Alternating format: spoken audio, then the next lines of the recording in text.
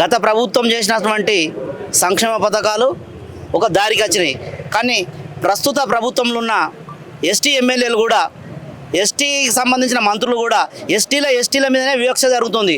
ఇవాళ మా సమస్యలు ఎస్టీల మంత్రి దృష్టి తీసుకపోతే చూద్దాం చేద్దాం అంటారు, కానీ ఎక్కడ కూడా పరిష్కారం చేస్తలేరు.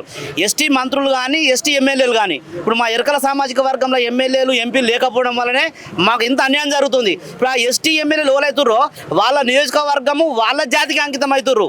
ఏదైతే ఎస్టీల మిగతా తెగలు ఉన్నాయో వాళ్ళకు న్యాయం చేస్తలేరు. ఇప్పుడు నేను గౌరవ రాష్ట్ర ముఖ్యమంత్రి గారిని కూడా నేను అభినందిస్తున్నాను. ఎందుకు అభినందిస్తున్నా అంటే గిరిజన శాఖ ఏదైతే ఉన్నదో ఇవాళ ఎస్సీ సామాజిక వర్గం చెందిన వ్యక్తికి ఇచ్చిన సంతోషపడుతున్నా. అదే మంత్రి ఇవాళ గిరిజనులకు ఇచ్చినట్టయితే గిరిజనికి ఇక్కడ న్యాయం చేస్తలేడు. ఇలా ముఖ్యమంత్రి గారు దృష్టిలో పెట్టుకొని ఎరకల లాంటి ఇంకా ఎన్ని తెగలు ఉన్నాయో వాళ్ళందరినీ కూడా గుర్తించాలి. ఎరకల తెగకు ఏదైతే హామీ ఇచ్చారో కార్పొరేషన్ అది ఇమీడియట్గా న్యాయం చేసి ఆ కార్పొరేషన్ చైర్మన్ కార్పొరేషన్ బాడీని ఏర్పాటు చేయాలి. 500 కోట్లు రిలీజ్ చేయాలి.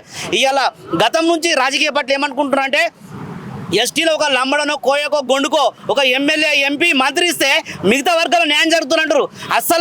అసలు విషయం ఇక్కడ అన్యాయం ఎక్కడ జరుగుతుందంటే ఈ గిరిజనులలో గెలిచిన ఎమ్మెల్యేలు వాళ్ళ ఒక్క తెగ పని చేసుకుంటారు, మిగతా తెగలకు చేస్తలేరు. ప్రధాన రాజకీయ పార్టీలకు కానీ ప్రస్తుతం ఉన్న కాంగ్రెస్ ప్రభుత్వం నేను ఒకటే డిమాండ్ చేస్తున్నా, ఏదైతే మీరు మంత్రి పదవి ఇచ్చినా కానీ ఎమ్మెల్యేలు ఇచ్చినా వాళ్ళకి చెప్పండి, మీకు ఎమ్మెల్యే కానీ మంత్రి ఇచ్చింది మీ ఒక్క తెగ కోసం కాదు, మీరు అన్ని తెగలకు న్యాయం చేయాలి.